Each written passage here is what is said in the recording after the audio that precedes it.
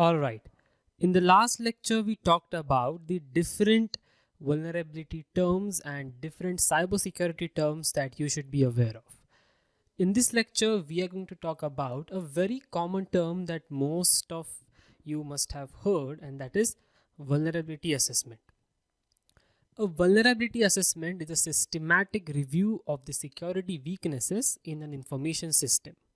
It evaluates if the system is susceptible to any known vulnerabilities and assigns the severity levels to those vulnerabilities, and then recommends the remediation or mitigation, whatever is necessary. In simple words, it is a process of identifying, quantifying, and prioritizing the vulnerabilities in a system. Now, why you need to do a vulnerability assessment?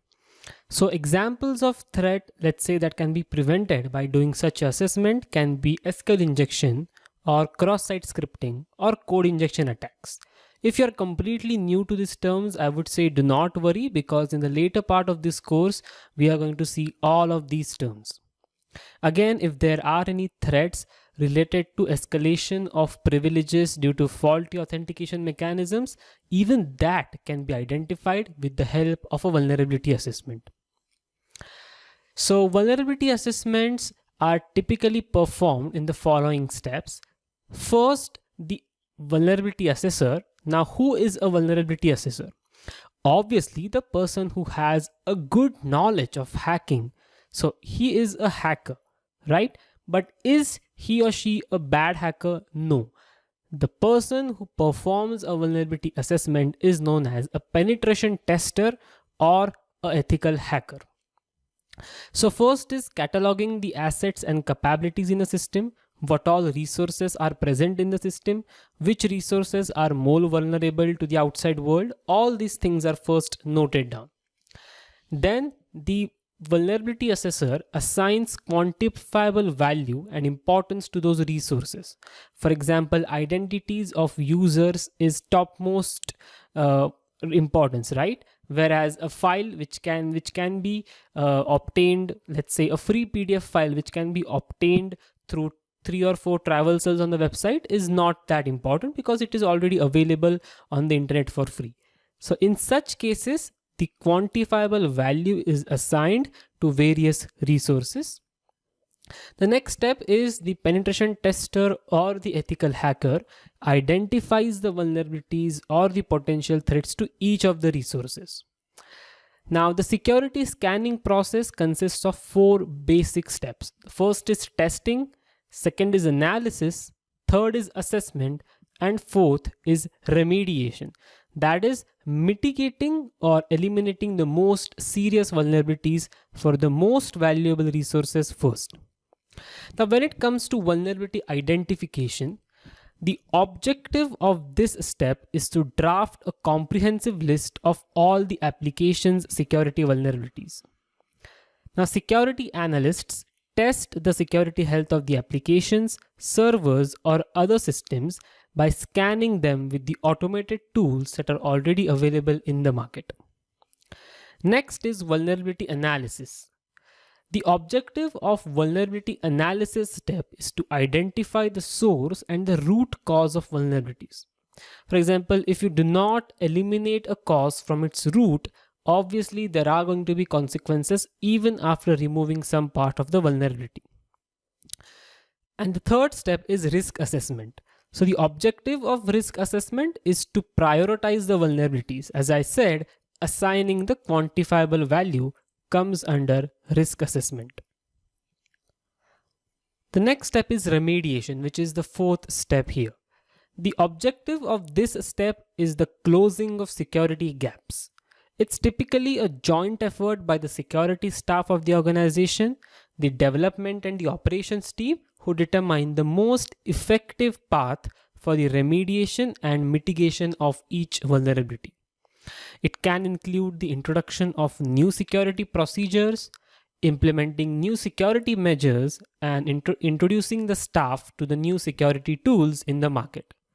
It can also include updation of all the operational packages and patches, and development and implementation of a patch vulnerability.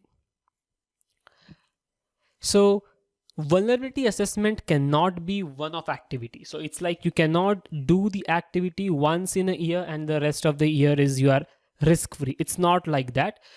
Organizations who really care about their assets carry out vulnerability assessments at least once in a month.